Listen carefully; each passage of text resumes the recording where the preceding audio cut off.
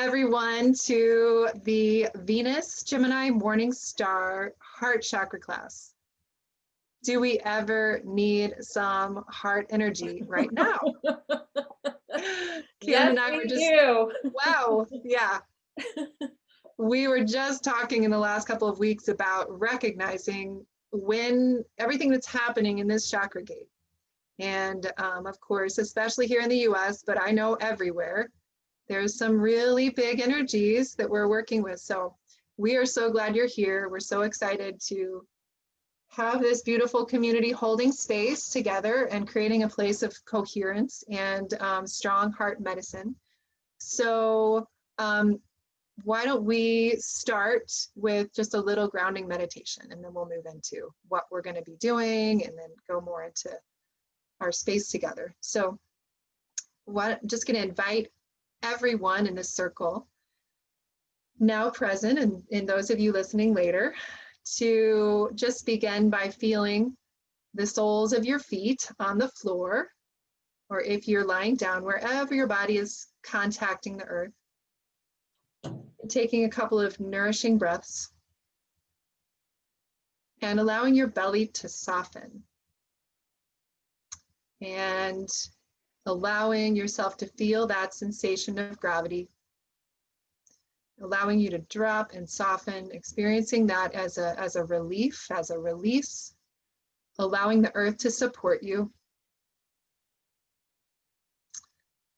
Sensing, feeling, knowing you are surrounded now and always by profound sources of love, sources of infinite and unconditional love and support, buoying you on all sides. Continuing to let your breath be nourishing, natural. And now to put both of your hands in the area of your heart at the center of your chest. And taking another just a really deep, slow breath as we arrive into the present moment, as we arrive into our bodies. And if there are any tendrils of awareness of our consciousness that are up and out of the body, we just call them gently but firmly back down and in, bringing all of ourselves down and into our bodies. And just taking a moment to actually say silently or aloud, thank you. Thank you, my beautiful heart. Just to drop into a feeling of gratitude for this beautiful, courageous heart of yours, of ours, choosing to be alive, incarnate on the earth at this time. Just let that feeling of gratitude arise with more breaths. Allowing our bodies to settle, allowing our nervous systems to completely come into a settled and nourishing space. And now we are in that nourishing and settled place. Now also continuing to feel where our bodies are in contact with the earth and the support of that contact. And now allowing our inner eye to open. Even as we continue to be connected to, contacted with the nectar, with the presence of our deeper heart, we allow a certain sweetness to open inside of us and to just flow into every part of our body and our energy fields. And as we open our inner eye now, as we're fully deeply sourced in the wisdom and the intelligence and the strength of our heart, we now also sense, feel, and know as if we are, again, standing or sitting in a circle. All of us are beautiful, 113, perhaps more strong, circle of brilliant, beautiful heart warriors, women and men, and those beyond gender who have joined our circle. Seeing and feeling each of us with our hearts just brilliant, just strong, just steady, creating a field of coherence and of mutual support and upliftment as we now stand or sit in this circle. And now we look, and between us as if just as if we are ourselves these gorgeous angels, because we are, each of us, earth angels. That is what we are. Now looking and seeing the beautiful earth, planet Earth, between us, beneath us. We're in a circle looking down at the gorgeous, shining, shimmering jewel planet that is Earth. And we recognize, as we look at this beautiful, shining Earth, we recognize for a moment the places where she feels any kind of sadness, or where she, the Earth, Mother Earth, feels any kind of exhaustion. Just as we also, if we contact that within ourselves, it's okay. We allow that for a moment, our recognition, we allow that to be part of the whole reality.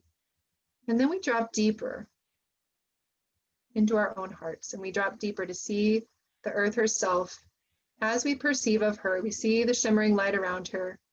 We recognize that for any and all of the great darkness that is now surfacing and emerging within the human species, within what Teilhard de Chardin called the noosphere, which is that atmosphere created by the consciousness of humans. We might see the places where it feels dark or distorted. And we acknowledge that for a moment. And then we also acknowledge that any distortion, any place of darkness that is emerging is now easily clearing. Any of that field, and in that field you might see and sense any of the pain or any of the suffering that's been experienced over this last thousands of years, any of the old trauma, old patterns of separation. We might see and feel that as, again, a dark cloud around the Earth and the noosphere. And we see that fully clearing. We see that, and we see how our own hearts, beautiful heart's emanation, and the emanation of so many humans across the globe, and of the divine support that is at each of our backs, as well as our vital, alive, and unconditionally loving ancestors. Behind us, this gorgeous light, this gorgeous healing, cleansing, clearing energy is just pouring like grace through this field, through the noosphere around the Earth, supporting in the clearing, supporting in the healing of whatever is wanted and needed in this collective field now. And as we see any of this distortion around that noosphere, as we see it clearing, we see it clarifying, we now see the Earth again shining brilliant like a jewel. We sense, feel, and know that this entire Earth is held in grace.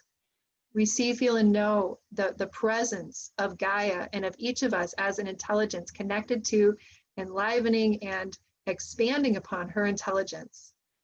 We see that as a blessing, and we see us whole, healed, vital, well. And we also, we are invited over the course of this month to continue to come home to the Earth that is our own temple, our vessel, our body, to come home to this Earth that we are, to come home to the wholeness, the integrity, the radiance that lives inside of us, that which can include and can support in the integration and the deep composting of whatever is needed to be composted, even as it supports us in stepping into the truth and the reality of wholeness, of beauty, of love in this present moment now. And we give gratitude for this time together, and we give gratitude for the session we have over the coming, this period we have together, and at this time over the next month.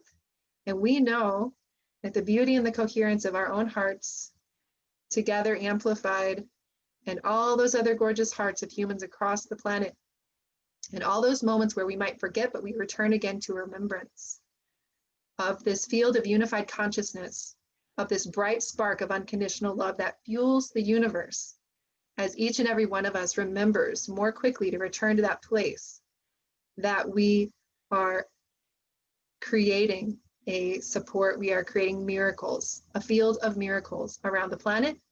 And most especially as well, we do want to honor, we're creating a field of miracles for the US over this coming month, and opening our minds, our consciousness, and our hearts to the possibility that we can come through this coming month, and at the end of it, that we now stand as our future selves, and we look back and we imagine and say, how is it possible that we have healed so much? How is it possible that this miracle occurred that we never thought could have occurred? How amazing, how everything shifted. And we just hold that possibility for a moment. What would it feel like to say, how is it possible? What a miracle. Everything changed in such a good way. Just open to that reality, that possibility in our hearts. And we also drop deeper to an acknowledgement and a love and a deep surrender to whatever is needed now and at that time to support us in coming into that unified field of consciousness as a whole and honoring our beautiful humanness as well as our divinity. Giving gratitude for each of us in the circle as we open now to our time together. Blessed be. Blessed be. I'm going to share this prayer, but before I do, I just want to say, because you were bringing in the earth so much, Tammy, I love that if you take the word earth and you take the H off of the end of it and put it at the beginning of the word, it's heart. So, so here we are at the heart chakra, really blessing the earth. This is awesome. So here we go with the Gemini goddess prayer, and you're welcome to say this with me behind your muted microphone. If that's something that inspires you. And I encourage people to say this prayer often during the month if it's something that works for you. So, beloved rainbow goddess, filled with compassion, kindness, and caring, nurturing, playful fun, heart-directed creative expression, guide me to face and release any fear that I am not loved, guide me to find strength within my own heart, and the courage to live my life from love. O powerful and triumphant goddess of magic and miracles, filled with the mystery inspired by love, beloved, courageous, and mighty in your great love for all. By means of your loving wisdom, restore me to wholeness, guide me to release all that stands in my way of loving myself more authentically, more confidently. Guide me to experience the full ecstasy of love, finding my personal strength in the power of love. Guide me to be kind, caring, just, and forgiving toward myself and others, so that I miraculously live the magic of love now. Blessed be.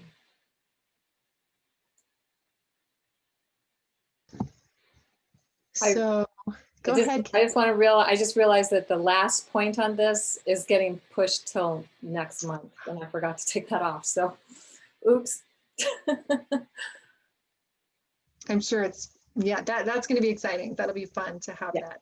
That'll be a surprise for everybody. Yeah, so you're getting a hint. Yeah. It's going to be a surprise this time, but you know, life is life. Yeah.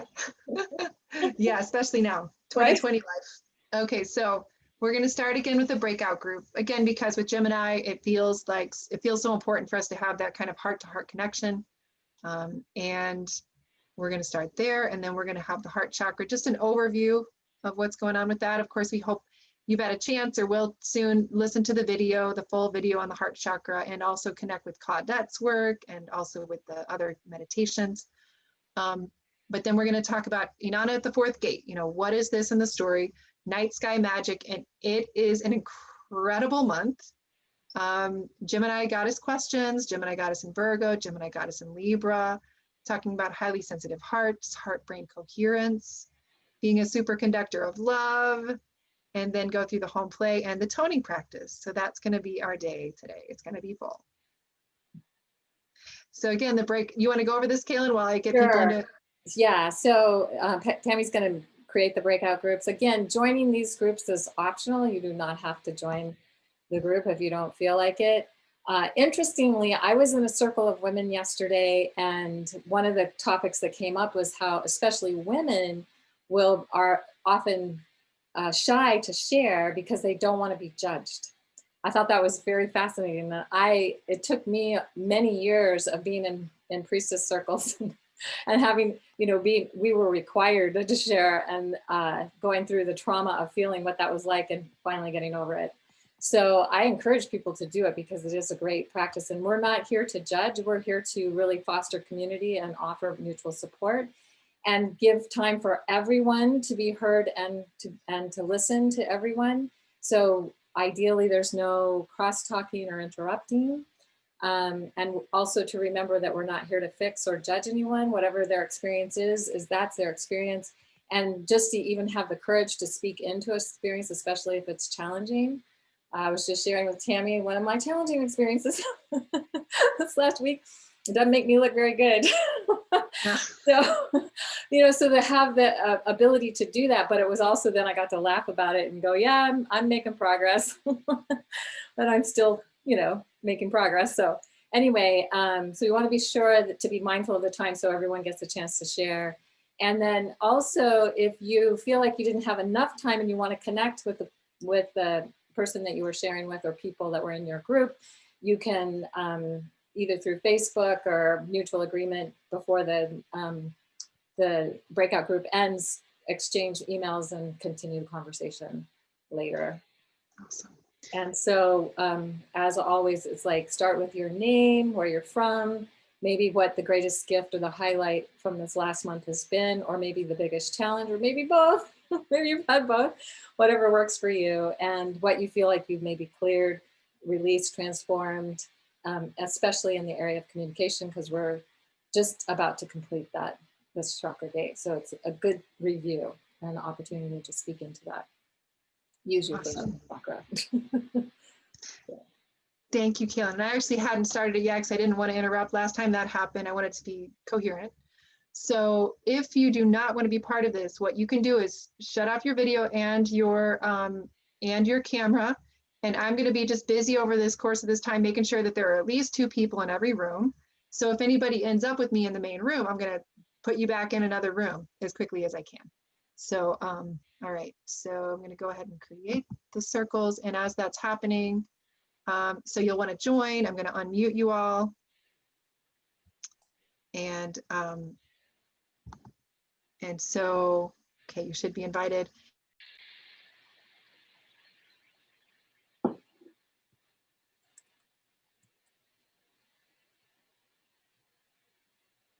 Hello. Okay, so just to let you know, my computer's still recording, and if you don't want what you're sharing recorded, I'm happy to pause the recording. If you don't mind, I'll just keep it going. Oh, I can't hear you. You're muted. There. Yeah, I guess I'd prefer not to. Okay, so just remind me to Turn it back on. Yeah, good.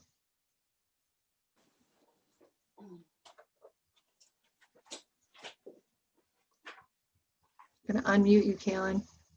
Oh, there you go. Okay, Thanks. I'm gonna go ahead and mute. Right? I'm gonna go ahead and mute all again. I'm gonna go ahead and share my screen. Okay. So just, yeah, hoping that sharing was good. And even as everybody was breaking out, just acknowledge, I was just recognizing, Kaylin, that you and I both had kind of blown off some good energy at the beginning. So I think we both presented pretty much like everything's great, but just really acknowledging the tenderness of what people are holding right now. And we're all in different places, but just really honoring. Hi, ladies. We're back. Ah, right. So yeah, I think it has been interesting, to navigate this time, not just last month or this month or even till the end of the year, but well into 2021, where I think it's going to be just continuing to be perhaps challenging. And I love the meditation that you did, Tammy, that was about seeing the miracles, looking back and seeing the miracle and the shift of what we did, because I feel like that's really how we need to hold it right now. Yeah, we can hold that, and we can't always hold that, and that's fine. Yeah, it's really such a dropping in, and we want to be genuine and in our hearts and let ourselves include all of it, and at the same time knowing that that's also possible. right. Yes, beautiful. Thank you, Aurora. So we are already, I saw Venus and the moon this morning. I saw the moon way to the side of Venus, but coming up to Venus. So the moon is gonna tomorrow morning be approaching Regulus, and then it'll be past Regulus on the morning of the 13th. And Venus, of course, is past Regulus. And then on the 14th and 15th, you can see, it might be even possible to see a tiny crescent moon on the 15th before the new moon. But this is what Earth sky is showing about the gates. And here's the moon at 20 Leo on the 12th, and Venus at 11 Virgo. Then the moon will be at 4 Virgo, and Venus will be at 12 Virgo. And then Venus will be at 13 Virgo. It's like moving about a degree a day right now. And the moon will be at 19 Virgo. You can see the moon moves a lot quicker. And then on the 15th, Venus is at 14 Virgo, but the moon has moved into Libra. So it just kind of gives you a little bit of a sense of how that is moving quickly, but we'll give a little even better look at it here, because the crescent moon tomorrow morning is going to be above Regulus. And of course, Venus is in the body of the lion. And this is like 5:30 in the morning. If you get up early, you'll be able to see it before the sky gets light. You'll be able to see, and I don't know if you got to see it at the first of this month, but Venus and Regulus were the closest I've ever seen them.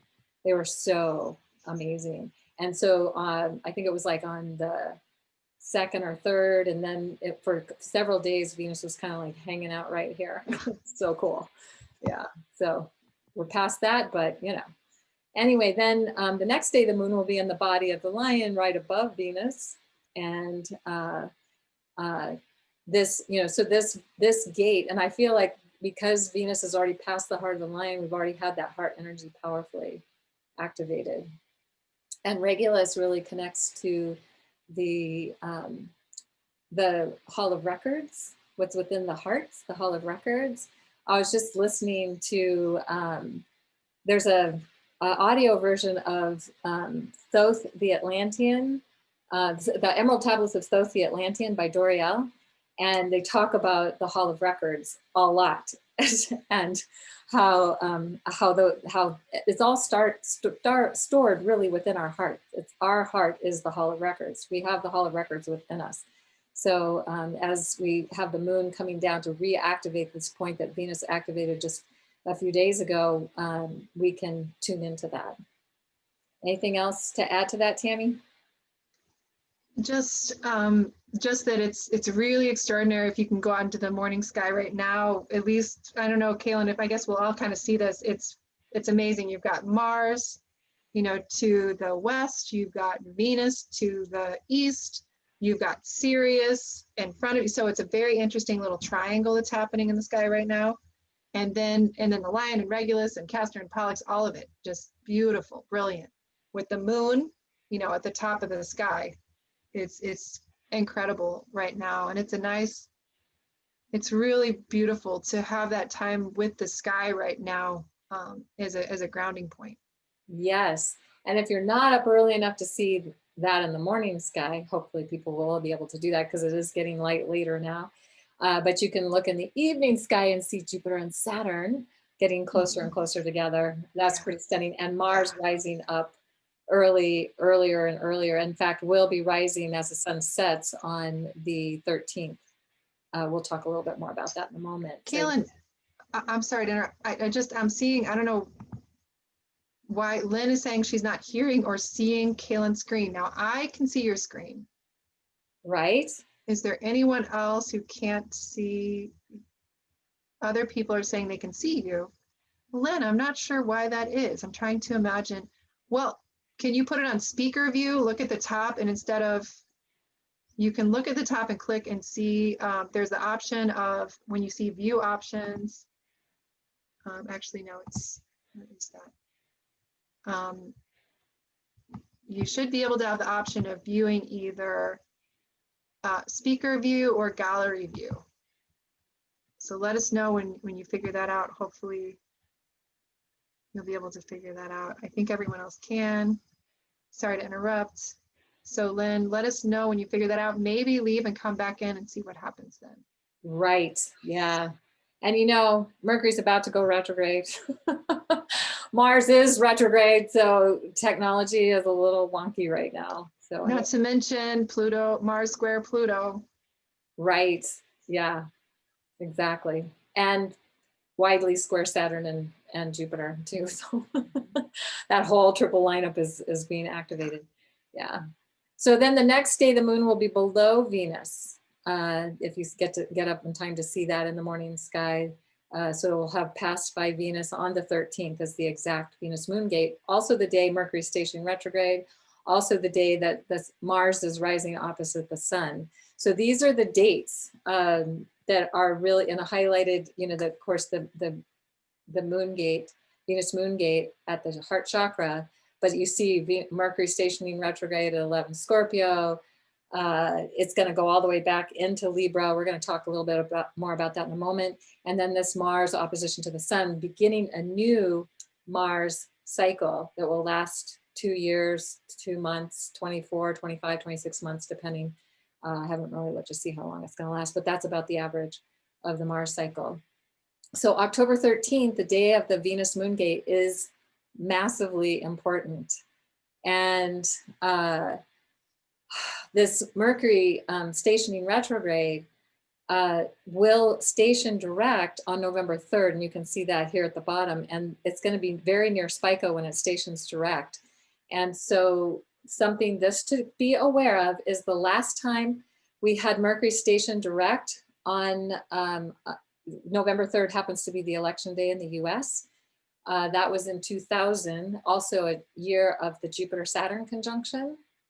It was, and that year it was in, the Jupiter-Saturn conjunction was exact in May, and it was in Taurus. This year it's very close. You can see them very close in the evening sky now. They're getting closer and closer. The exact conjunction will be in Aquarius in December. So we're having like a repeat. And in that year, the election wasn't resolved on election night of the president. I think many elections were, but many weren't. And so just to keep that in mind, because we're going to have Mercury stationing direct, and there's a whole lot more around all that we won't go into now because it doesn't really have to do with Venus, but it's a powerful time. And part of, I think, one of the things that Tammy was speaking into in the meditation was how we're headed towards this time, and how can we hold the space for miracles to happen, because things are getting more and more intense on the world stage. You want to speak into that anymore, Tammy? Just, I think that for the moment, I just want to reflect that I think for many of us, we're feeling a lot in our wombs, men and women, feeling a lot in our womb space. And especially if we're empaths, it can be so important to find the times to return to the breath, to acknowledge and sense and feel whatever it is we might be holding that we really need to release. It's just, and then, but also I think part of it is it dropping like into, I was just talking to Kaylin about how I was recently driving across the country, and boy, travel feels really different right now for all of us, I'm sure. It's very strange. But I was listening to Eckhart Tolle, and I don't always, he's sweet, but I haven't always resonated with him. But for whatever reason, I just really got it this time. I was listening, and he was talking about the way that, depending on the circumstance that we find ourselves in. And so, of course, collectively, all of us here and across the globe, and us here in the US, are feeling a lot of, our life circumstances might be presenting challenges. But he was talking about how whatever our actual experience is, like say I am feeling sick, or somebody I care about is not, whatever's happening, my living situation isn't great, whatever that physical situation is, he said there's already the discomfort of that. But what can often happen is that our minds like to add a story to it. And the story, interestingly, is often something that's very negative about it. And it has the undertone of kind of complaining like, oh no, this is happening and it's probably going to get worse. Oh no, this is happening and it's probably going to get worse. And so as I was driving, it finally, I've heard this kind of thing a million times, but it really landed. And as I was driving, I noticed the thoughts come up, and then I noticed the negative thought that came, or even my sensation, my belly feels weird, whatever. And then the thoughts that came up around it. And I just practiced letting myself drop into that deeper awareness, which is, we've all talked about, we all hear about. But I remember having a moment, I looked at my leg and I thought, wow, I've gained a little bit of weight. And I was practicing, and I had that immediate thought, and it's negative, all the negative things around it, like, why haven't you been exercising enough, blah, blah, blah, blah, blah. And then I was like, oh, caught myself, and I dropped, and I looked at my leg, and I suddenly felt this, like, it was interesting because in that deeper kind of heart-centered awareness, I felt this love, this sweetness, that's love for my leg. It's like this natural, sweet kind of gratitude. And as I was practicing that, I kept feeling that and experiencing that with everything. And it was like child's mind had woken up in me again, which I have not experienced for a very long time. Because I think what happens is that with all of us, it doesn't matter, even if you don't watch the news, even if you somehow manage to keep yourself completely sequestered, I don't care who you are, we are in a collective experience. And there's some part of that that we just have to surrender to. It is a strange time.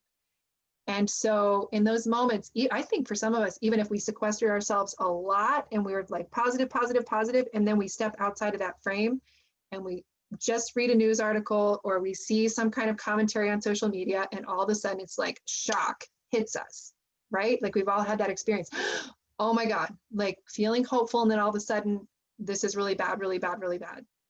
I think it's important. I think it's actually important to go into those places of building our immune system. So regularly kind of getting enough of that reality check wherever we are so that we're not completely shocked and taken off, guard, but also to use whatever practices we can to kind of return to center, because, like that practice of paying attention to what the mind is saying and doing. Because right now, so many of us we're being channeled into a particular focus of attention. And here in the US especially, I believe it's essential for us to focus our attention and our energy in good ways, and to, I think, to consider where we're at, and that this is a moment of crises. And at the same time, to not let our attention and focus be so diverted into one single channel around partisan politics and electoral, politics, like to just let everything be consumed by that, to really let ourselves also open to other realities feels really important. You didn't ask me for all that, Kaylin. But apparently needed to come out. And one of the things I'm thinking is that with Sun square Pluto and with Mars square Jupiter and Sun square Saturn and Venus opposite Neptune and all these other factors that are going on this month, that is probably the best description of how to navigate it from the heart, right? From our heart chakra. So just, we're going to have, and Venus is going to trine Saturn, and it's going to enter Libra, and then it's going to be opposite Chiron on November 1st. And we will have our next Venus moon gate on November 12th, and just a little preview of what's coming with that. Well, that'll be the third of 3 exact Jupiter-Pluto conjunctions, and 3 exact Pluto-Jupiter conjunctions is rare. We haven't had it since 1955-56. I was born in one. So I find it pretty fascinating. And so that, they happen every 13 years, but usually just once. So we'll be talking about that a lot more. So just a little preview of things to come. And by then we'll maybe have, we'll be through the election, but we won't know, we may not know the results by then. It'll be interesting to see how that manifests. So lots going on this month for us to practice, as you were saying, Tammy, to practice, to cultivate the practices we already have, maybe even to adopt some new ones that will help us get through this in the best, most heartful way possible. Yeah, and having heart for ourselves, and collective. Yes. So thank you. So with Gemini Metagoddess moving through Virgo at the heart chakra, that's from October 13th to the 27th. The Gemini Metagoddess lays down her armoring of cold attachment and self-imposed isolation, which can sometimes be a feature of the sovereign priestess inside of us, who is so brilliant and wise and needed in our world, but sometimes she may feel she has to choose between love or human connection and her sacred work, being who she is. So in the ways that are healthy, we invite ourselves to lay down our armoring of isolation, surrendering false beliefs that we need to choose sacred work or relational bonds. If we have that belief, whether that's deep friendships, intimacy, we're opening our heart to connect more to the heart of the world. This is also about releasing any distorted patterns of servitude and love that disempowers creativity and limits our soul freedom and truest expression. Because really in this Gemini field, we are here to let go of whatever stands in the way of our fullest expression and heart-centered expression here. So we open our hearts now to our sacred work as new storytellers enlisted in the great narrating and living of the New World story where Gaia and her entire family of life, including ourselves, thrives in the full rainbow colors of creation. I love that image. That's a great rainbow goddess. She is awesome. Love the heart on her too. Yeah. So, and how fun that we also happen to have the Gemini Meta Goddess moving through Libra at the heart chakra gate. So this really resonant energy of the heart opening around personal connecting and bonds, creating a culture of kindness. You know, we have support through Venus moving through Libra in this time.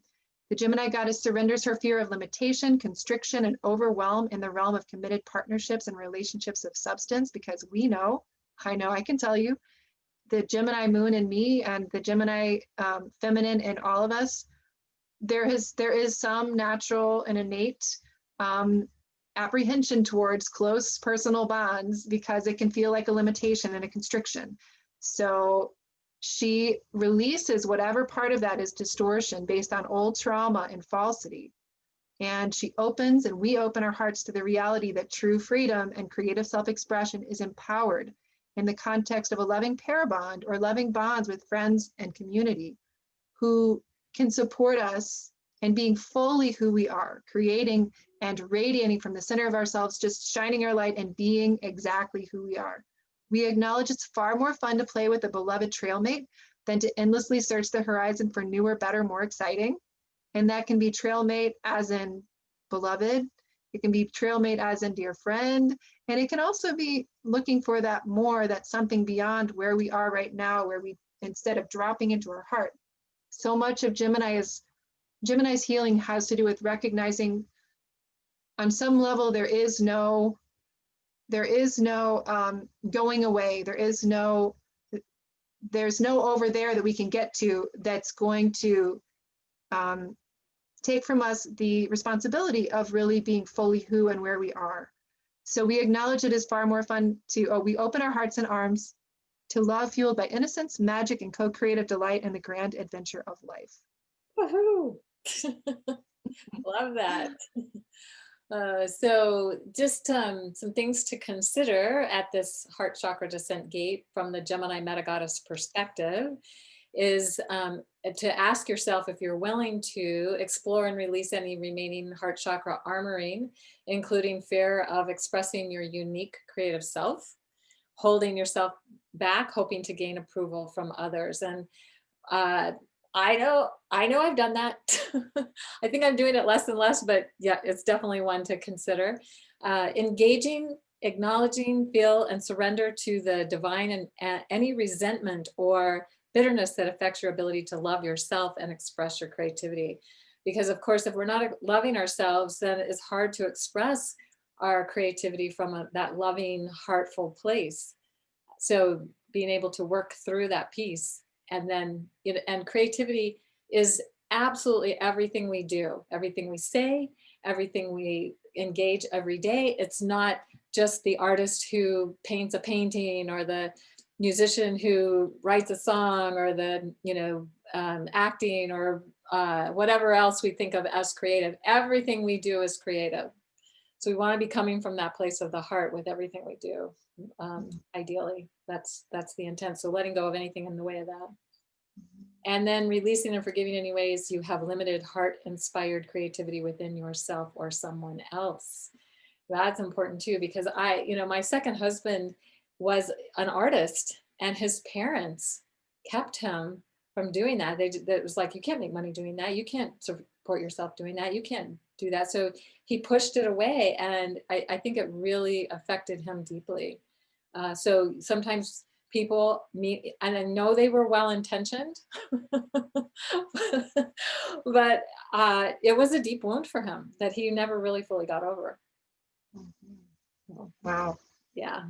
Powerful. We shared this in the last descent of the heart chakra, the highly sensitive people, as an unrecognized superpower. I know, Tammy, you and I both relate to that highly sensitive thing. And the challenge this one has is that oftentimes people who are not highly sensitive just think you're highly emotional and irrational. And so you get dismissed for whatever that is that you're feeling.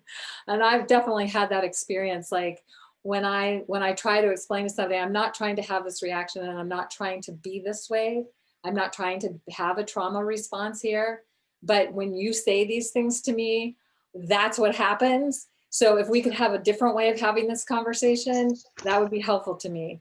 Sometimes people will listen, sometimes they won't.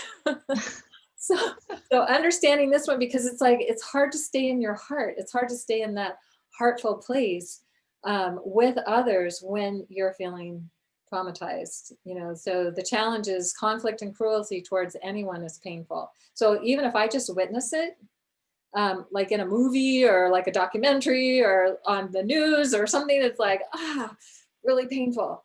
And then feeling pressured by time commitments. So, you know, you might be sensitive if you feel that. And I definitely feel that. Like I like to be way ahead of in front of things because otherwise that pressure just, it's like I start to get anxious, really anxious. But not everybody who's sensitive, highly sensitive, will feel it in the same way. So these are just some of the possibilities.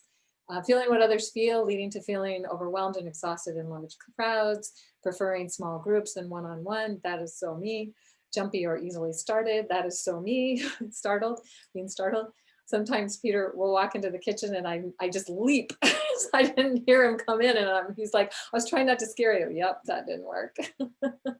Anyway, taking everything personally, even when it's not personal. So just to know that those are some of the challenges. There's a lot more to this, but this is just to kind of get a sense of it. But there are a lot of gifts that come with it. So really caring about justice and well-being for everyone, being highly perceptive and seeing what others miss, having super creative being super creative in the right space where it feels safe, being highly intuitive and empathic, loves engaging the power of kindness. Oh yeah, totally. Finds strength and transformation through forgiveness. So the question to be with this month is, if you recognize yourself in any of these things, or know that you're an empath or you're a high intuitive or you're a highly sensitive person, then what would it take for you to heal your highly sensitive heart? Anything you want to add? I think mostly just that right now it's an important time to, well, yeah, actually, I think when we see a lot of anger and volatility around us right now, some of that, of course, is reflected in this whole Mars, Pluto, Saturn dynamic. Mars in Aries is, whoa, retrograde, it's pretty volatile, and just 2020 stuff. But I think also a lot of what that's expressing is that people have, their hearts are broken. You know, people feel pretty heartbroken right now. Even the people who express sometimes really angrily, it's because our systems are failing us. And kind of like if there were a parent, you know, if many people who believe the system is supposed to support them, and they maybe haven't gone through the dark night of the soul yet to see the places where it's not serving many, they may be having to feel things that are really difficult and feel kind of betrayed and heartsick. And that might be expressed through anger and volatility. So, you know, and some people really, sometimes I think we're all naturally, innately, highly sensitive. It's just that, you know, I mean, and I know it is definitely, there is a type and many of us fit in that. But I also sometimes think that some of the most abusive or narcissistic people actually started out highly sensitive. Yes. Yes. And yes. So it's a compensation, you know, and so that's not to excuse abusive behaviors or narcissistic kinds of things, but it's to say in the larger field, this may be part of where that's coming from. Yes, absolutely. I feel that that is so right on, and that is part of where we can also do forgiveness of ourselves and others, right? When we can recognize that possibility. So, so I also wanted to just share a little bit about, I've been connected to the Institute of Heart Math for a long time, listening to Greg Braden a lot, because I don't know, he just keeps showing up in my field. And so one of the things the Heart Math talks about is how our heart is the largest electromagnetic field in the body. It's 60 times greater in amplitude than the brain waves recorded in an EEG or an electroencephalogram. So our heart field is massive. And actually, if we can connect with our heart, like it's better to get our wisdom, our knowing from the heart than from our brain, because it's affecting. You can see, we'll see it in another thing, but here's the heart field around the person, and it extends out quite a lot. And then the magnetic component of the heart field is around 100 times stronger than the brain. And they've literally found that the heart has neurons in it similar to what the brain has, but there's more of them in the heart. So clear rhythmic patterns and beat to beat heart rate variability are distinctly altered when different emotions are experienced or felt by every cell in the body, supporting the heart's role as a global internal synchronizing signal.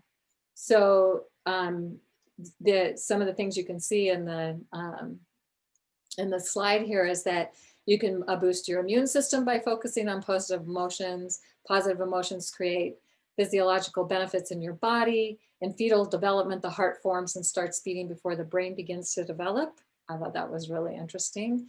And of course, the magnetic field around the heart, around the body, is several feet from the body. Negative emotions can create nervous system chaos, but positive emotions do the opposite. And positive emotions can increase the brain's ability to make good decisions, and you can boost your immune system by focusing on positive emotions.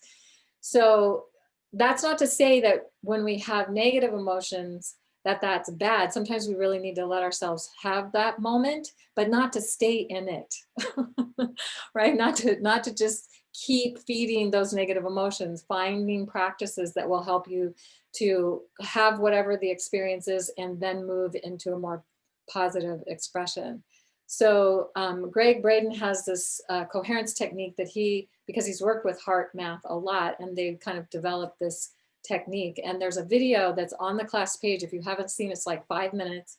And he just goes through and describes how to do this process of, shifting your attention to your heart, dropping into the heart, allowing your body to slow your breath and allow your body to start to feel safe.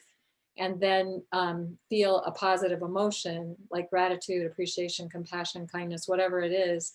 And then you can actually ask your heart, from the heart space, from being tuned into the heart space, questions that you can get answers to when you feel that you're in that safe space. And sometimes it can take a little longer than others. And I don't know if you want to share your experience, Tammy, but Well, I know it's taken me sometimes longer than others.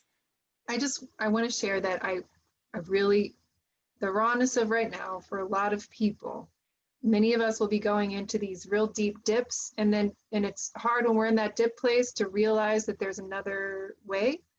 I went through this exercise, and I found it was like, the question is, am I safe? And I asked, am I safe where I am now? Am I safe in my relationship? Am I safe in, I asked all these questions that my nervous system has been like big, and it's just like, no. I'm like, am I safe anywhere? Nope. Like that, when I was in a moment of just like feeling really intense, a lot of this stuff just kind of cycling, I did not feel. So it might take a while. And I just want to say that I think it's helpful to acknowledge that in the larger collective, there's a big grief process happening. And this is just the reality. And grief has lots of dimensions. And it doesn't mean we're all sad all the time. We were all going to have these beautiful, brilliant, some of you listening are just having the most amazing time in your lives. May there be more of that. And if you, again, drop into those places of deeper grief, to really not pass judgment on yourself around it. But I think more sometimes what'll happen is when you go and when you let yourself drop into that, and then what I've found is, again, like really being present, reconnecting with myself, even in those moments where you have to like look in the mirror and say, I love you, those practices, really core practices, then knowing you're going to come out on the other end of it. And when you do start to feel good again, really use these practices, really work that side of things and strengthen those muscles while you're in a good place. And then it's easier to go there when it's a harder place. I don't remember if Greg shares this story in that short video or not, but I've heard him in longer videos, and he talks about when he used this practice. It was in 2001, right after 9/11. He was in Australia when it happened. And so he was getting ready to get on a plane to go back to the US. And there were only a handful of people, because I think everybody was freaked out. And they said, if you want to get on this plane and go back, the plane is going back. But if you don't want to, we understand. So he noticed he was a little anxious about it. And so he knew he couldn't make the decision with his mind. So he went to a quiet place. He did this practice where he slowed his breathing, put his hand on his heart, and he listened to the heart, the answer of his heart. Do I get on this plane? And he heard yes. So he got on the plane and it was all good. And so it's a powerful example of how it can work for you in the moment. And especially if we're too in the mind, and the mind is going to be in more chaos, if we can drop into the heart. Yeah. So it's just a practice that you can work with this month and beyond, that you might find helpful. And again, the 5-minute video will explain a little bit more of this to you as well. He does talk about that story. And I will say too, I think it's important to zoom out and say, what is the biggest shadow of Gemini, at least from my perspective? It's monkey mind. It is the mechanism of the mind, and having the mind and the story rule everything. So of course, at the heart chakra, we might really see that stir up, because it's an invitation to drop deeper. So what a good exercise to practice. This or something else, practice something, right?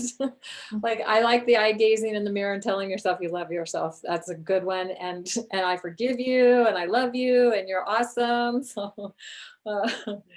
So something to know is that when we're in fear, the heart field contracts around us. When we're in love, the heart field around us expands.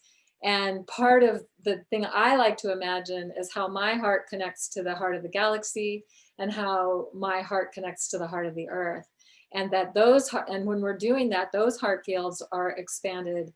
And so it helps expand our own heart field as well. So in whatever way works for you to have that awareness especially during this month, can be really amazing. Anything else? Nope, I think that's awesome. And then superconductors. So what you see, this is a superconductor. Basically, it's flying above the thing. So it's in a normal conductive state. There's a lot of chaos, and the field just will pass right through. So this is like, whatever field is in whatever energy is around you. So other people and their chaos and whatever will pass right through you. Unless you can get into a superconductive state of love. And what they found is that in that state, then you cannot be, it will not affect you. It will go around you. Just like whatever that energy is going around this, so it's being able to float and fly. So a practice I've been doing for a while now is being a superconductor of love as a superpower. So I like to state daily, I am a superconductor of love. And what would it take for me to release whatever blocks me from being a superconductor of love? And so I do a releasing practice, and then I do a claiming practice of being that superconductor. And it's been really amazing practice for me personally. So this is just wanting to give you some different kinds of tools. You may resonate with some more than others. So whatever works for you. Yeah, that's powerful. And I love what you're saying. I mean, I really think that's very true. That I've noticed that myself too, when I'm really lined up. Like, I remember a couple of years ago, I went to Isla Mujeres, and when I left where I was, there was a huge snowstorm where I had been, and then I went to Isla Mujeres, and when I left Isla Mujeres, there was an enormous flood. And I'm not saying, I mean, but it felt like, and I have kind of a reputation, and a lot of us do, where like, how do you like not have that affect you? And I think it's Gemini.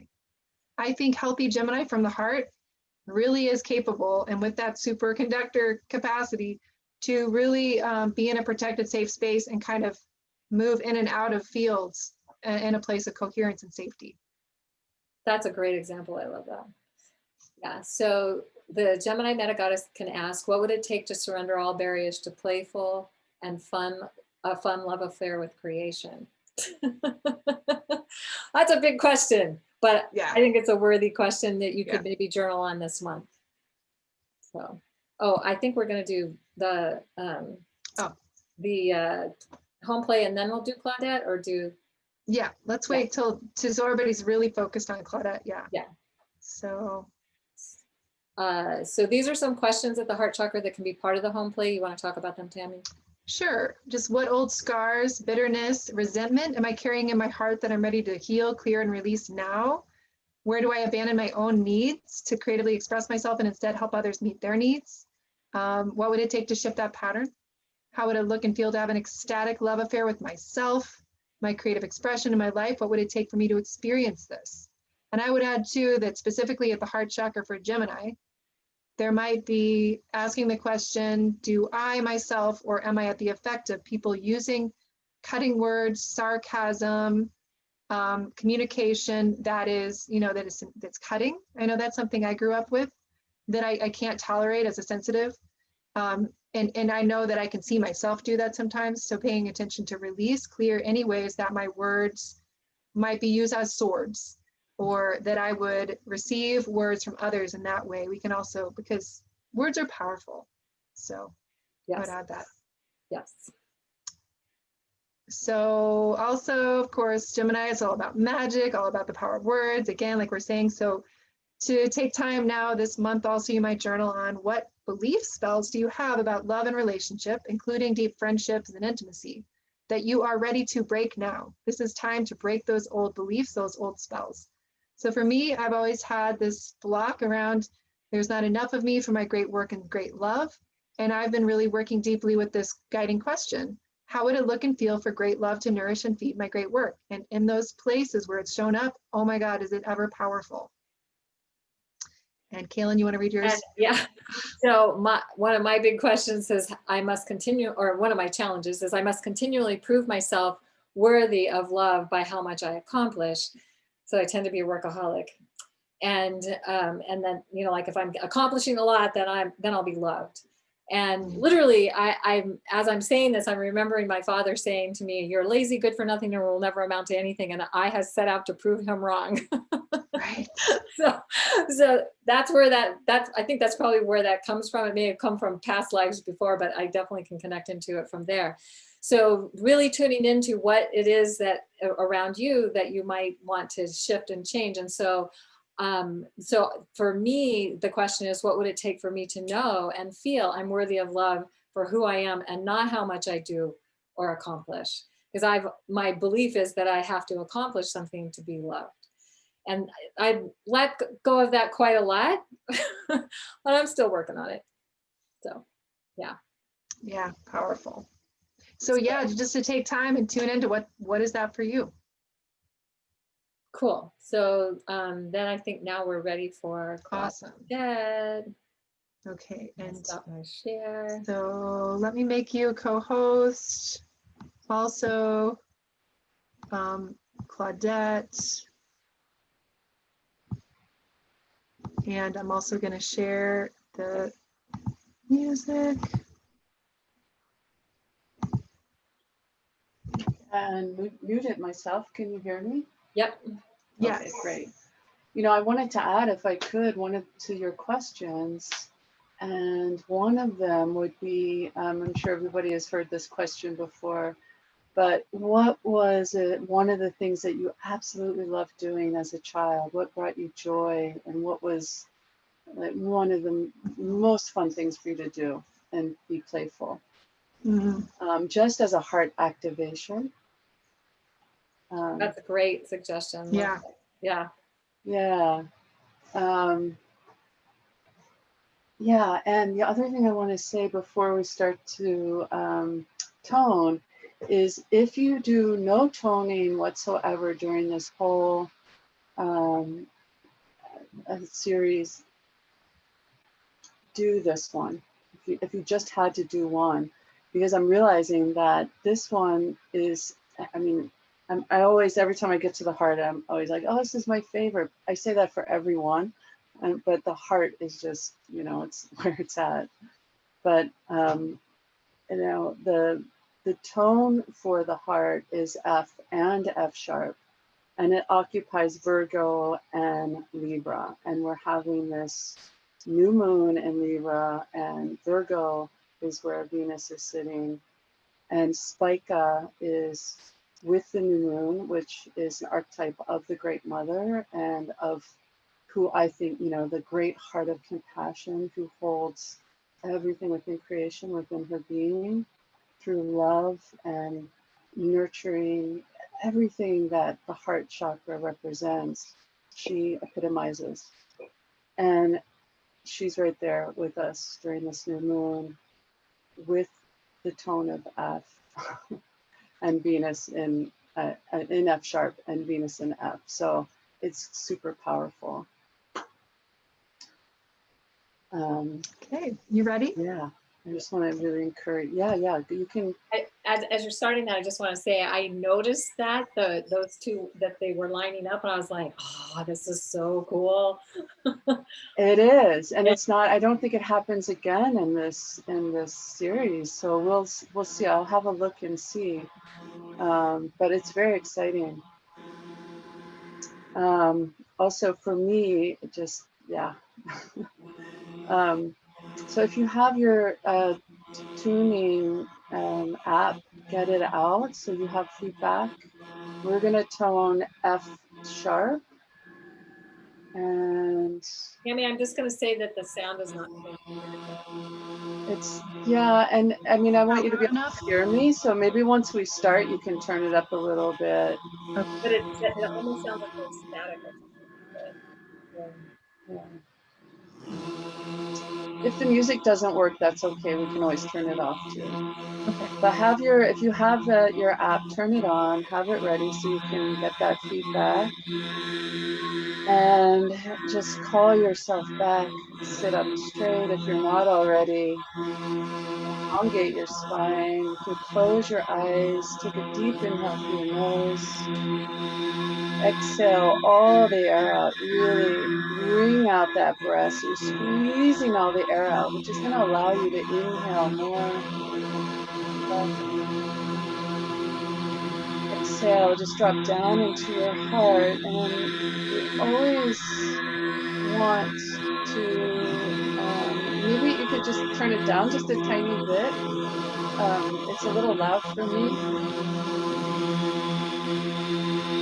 Maybe you keep it or no? And, or just turn it down a teeny bit. I feel like I'm having to yell over. I don't know if you can hear me. I guess you can. You're getting feedback. Let's turn it off. Okay. Want me to turn it off? I don't know, but yeah, maybe just off. Yeah, I don't know if anyone could hear me. I felt like I was screaming over the music. Right? Oh, sorry. It sounds very I want to make sure you can hear me. Yeah, Okay. I don't, yeah, we'll figure it out. It's okay. We'll post this on the page so people can go and listen to it and do it. So maybe just walk through that and then they can do it themselves. Yeah, and also we're posting an Om Tare Tutare Soha mantra, which is really beautiful. One of my favorites that I love to listen to and tone with as well. We don't have time for that now, but we're just going to tone the F sharp. So coming back to your center, coming back to your breath, elongating your spine if you've collapsed a little, reaching up through the crown of the head. Just dropping into the heart and taking a moment to cultivate. It's always good to cultivate the energy of the chakra that you're toning before you begin to tone. So we can bring to mind something we absolutely love. It could be our love for nature, a beautiful tree, a favorite spot in the woods, the ocean. Just feeling that connection you have, opening up the heart. We should bring a little smile to the lips. And the vowel sound for the heart is ah. And so you have your app and inhaling deeply, feeling the radiance of your heart. And you can say a little prayer of intention that as you chant and tone, that it breaks up, releases, clears any blocks you have to your beautiful radiant heart. You just set that intention and we let it go. Inhaling, exhale deeply, and on the next exhale, we'll chant Ah together. We're taking a deep, deep inhale through the nose.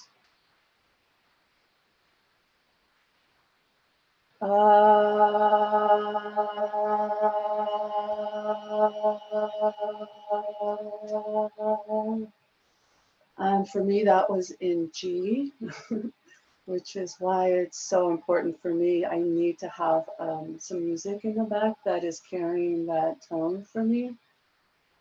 I find it hard otherwise to do it. So maybe you hit the F sharp. So you can have your tuner there. Inhale again. And on the exhale, you can tone whenever you like, because we're all muted except for me. Exhaling. And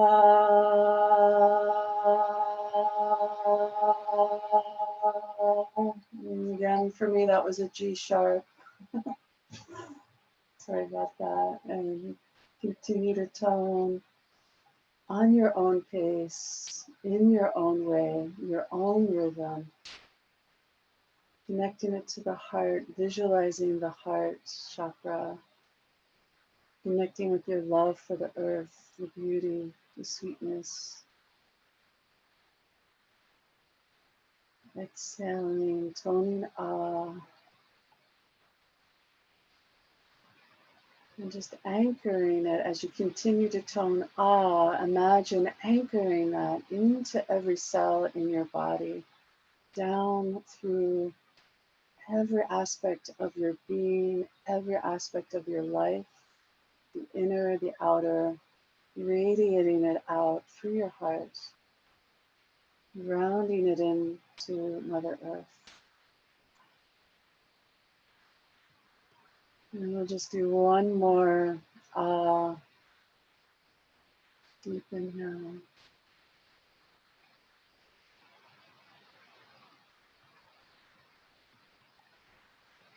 And then just sitting in silence, feeling the vibration,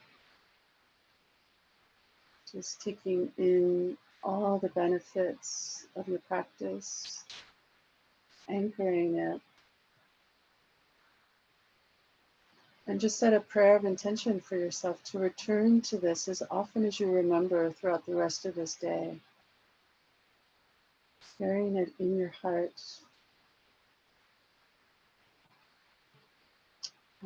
Thank you.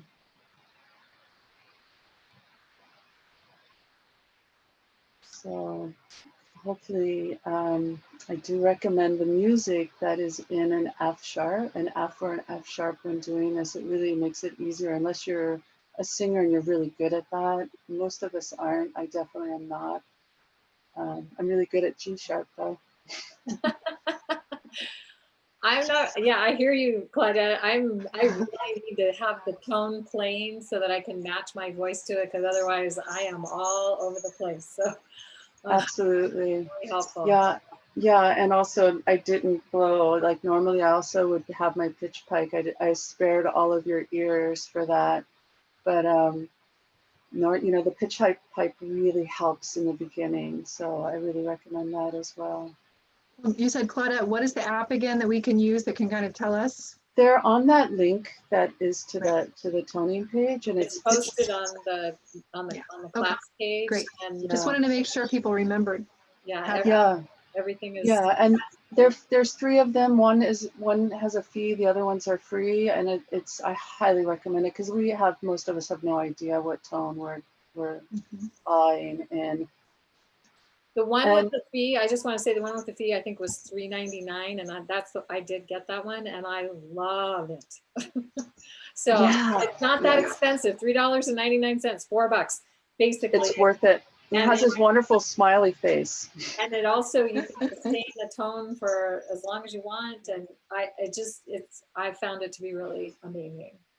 Yeah, and I just want to say something really quickly. We talked about this, and I think this is a great time to do it. Is I would love to offer a little class or a gathering at some point in the next week or two, where we can go deeper into this for people who want. You can ask questions, and we can do a little practice together.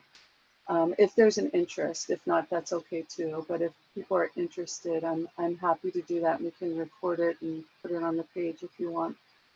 But from my heart to your heart, I thought I would offer that.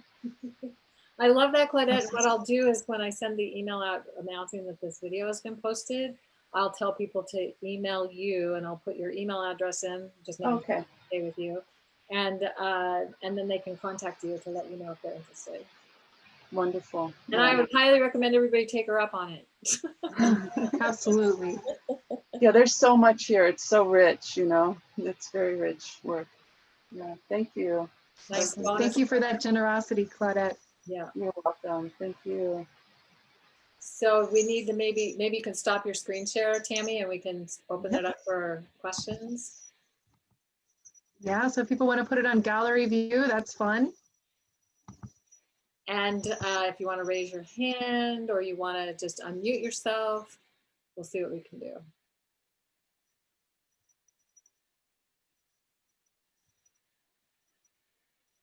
Okay, it looks like Sheridan's ready. Yay.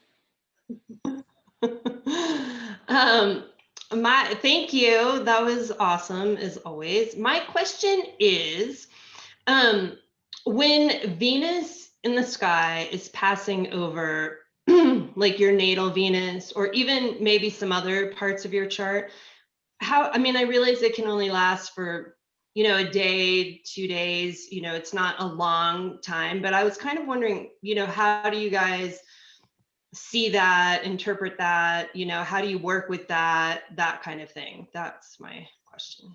I love that question, because I often, when I read for somebody who's doing in a Venus return, I will look at those, especially the Venus gates that are on some significant part of their chart. And so you just would look at that gate as having a powerful amplification or impact on that particular part of the chart. Whatever it might be. So if it's Venus to Venus, if it's, I know somebody, I think was saying that the Venus moon conjunction is happening on their Venus, right? So it's like you're getting a especially powerful infusion, and it's heart chakra. So it's like, what gate is it? Heart chakra. So that infusion is around the heart. With Venus and Virgo, that's the high priestess, the sacred work, those kinds of things. So you just would interweave the what's going on with what a part of the chart is being aspected, and then sometimes you may not necessarily know. You could give some ideas about what's happening for that person, but you might recommend that they tune in because it's especially important for them personally.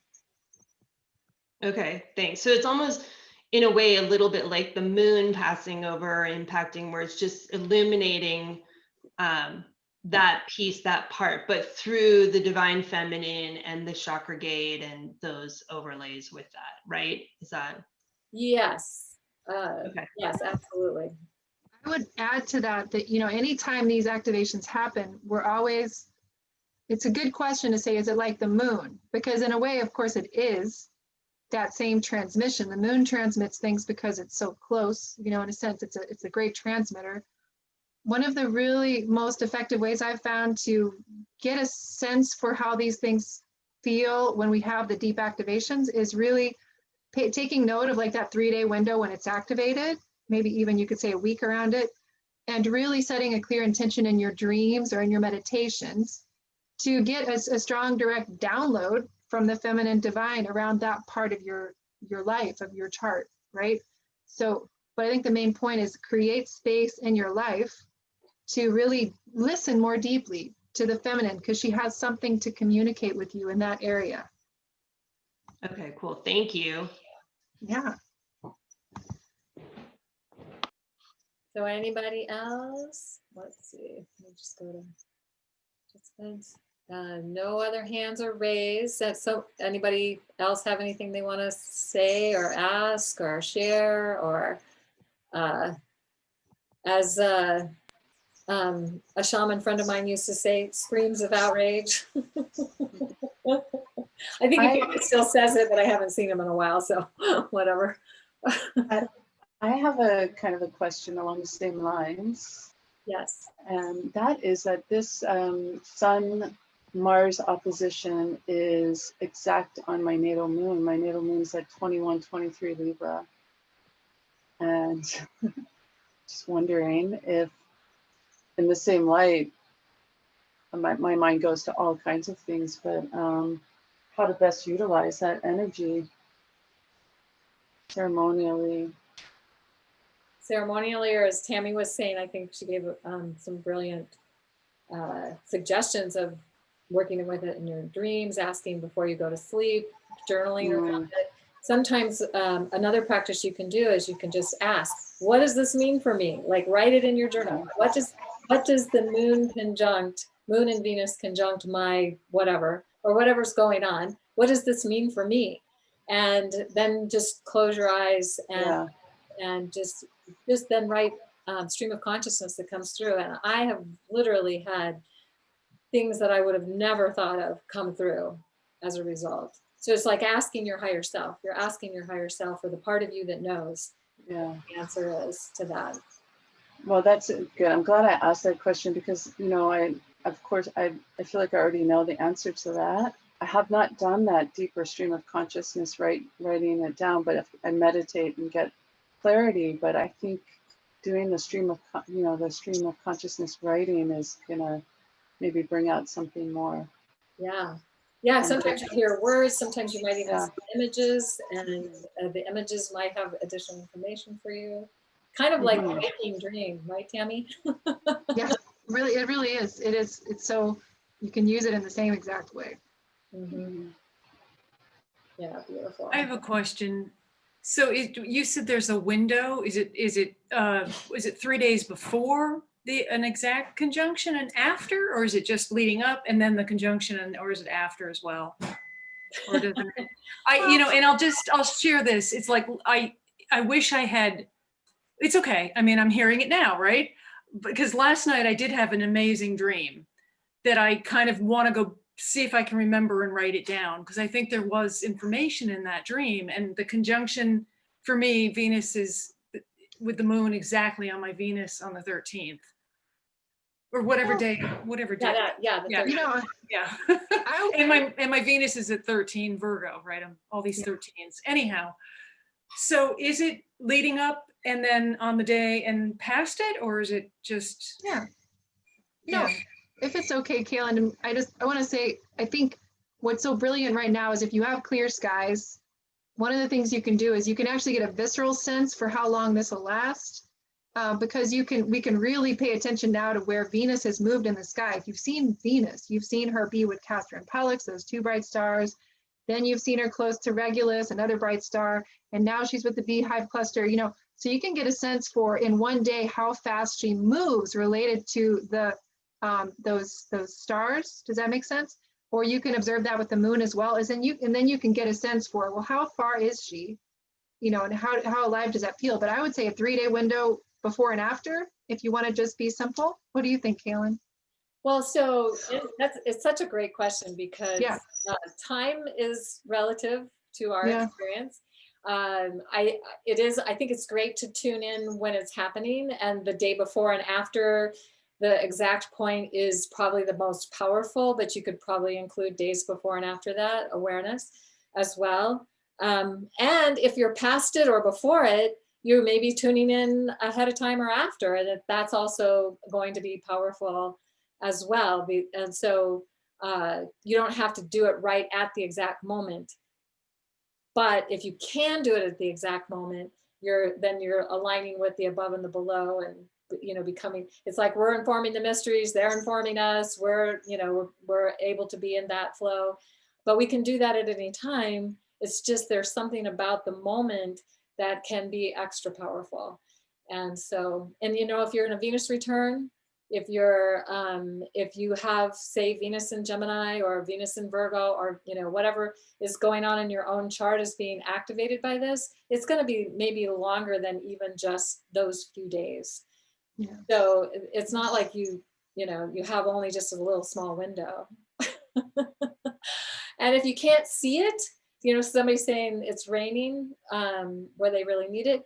But the star maps are there to help you tune in, and you can just look at the star map and then do a stream, stream of consciousness, ask the question, go within, connect, because you have the visual of what it looks like, and then you can tune in. And literally, time is fluid. So if you're doing it now, or you're doing it at the day, or you're doing it after, doesn't totally matter. The main thing is to tune in and to open up to receive the guidance. And then I just want to say, Monica was asking where on the class page is the information for the toning app. It's not on the main class page. If you go to the heart chakra page, or the throat chakra page, or the chakra pages, I don't know if it's on the first chakra, the crown chakra page, but I know it's on the other chakra pages, and it's going to continue to be on those pages because I'll keep just moving it over. You can find it there. So you need to go to the heart chakra page, scroll down, and you'll see where it says toning, and there's a link to the website and that link has all the links that Claudette has given to us. Awesome. Yeah. So also, speaking of apps, Paula's asking what's the mobile star app we recommended. Sheridan saying she likes Stellium. I like Star Walk. It's a mobile app too. And also you can get Stellarium for free on your computer. I don't know about your phone, but Star Walk is one for your phone. So, and that's handy when you go outside and you want to say, what is that I'm looking at up there? And you point your phone up there and it'll tell you. Yeah. Yeah, that's a good one. So. Yeah, I knew you meant Stellarium, Sheridan. Right. And it is a free downloadable app, or at least it used to be. I haven't downloaded it in a while, but yeah, it's cool. It has a lot of cool features that you can check into pretty much any time. The problem is I don't know if you can download it on your phone. That's the only issue. I don't know. So, yeah. So Pamela is saying that she did writing yesterday, and my mission in life came through. Woohoo! And it was like a commercial break, yet it was like my mission in life was right there. So yeah, that's awesome, Pamela. Yeah, so that's like confirmation of the power of, doing that stream of consciousness writing whenever you get a chance, especially during this time. That's why we recommend everyone have a Venus journal.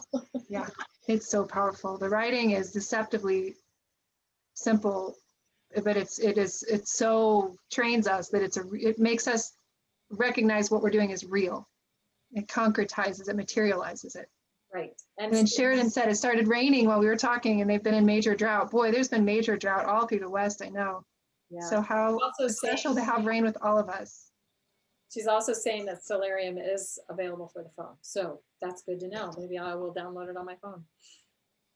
Although I have Star Walk, so I don't know. We'll see. Cool. Hi, Caitlin, can you hear me? Yes. This is Drew.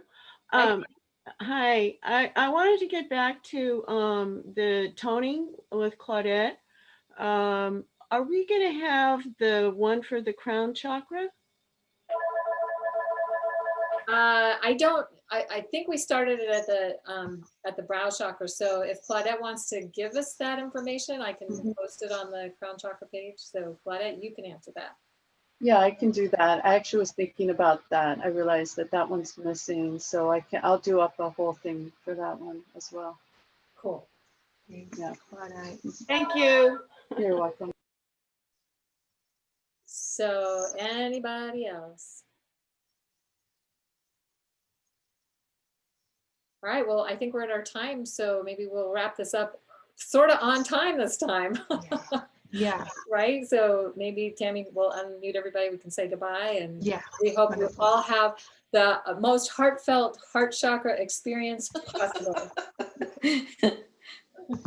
Wait, sorry. So weird. Something shifted in here. And so it's a little more difficult to actually unmute everyone. It's very weird. I apologize for that. Do you see it, Kaylin? Because you should be able to do it as well. I'm not seeing it for some reason. I don't know why. So if everybody wants to just unmute themselves, Unmute we're yourself. gonna close. So, And then bye. Have a Thank good you. night. Bye. Thank you. Thank you, everybody. Bye-bye. Okay, bye-bye. Thank you.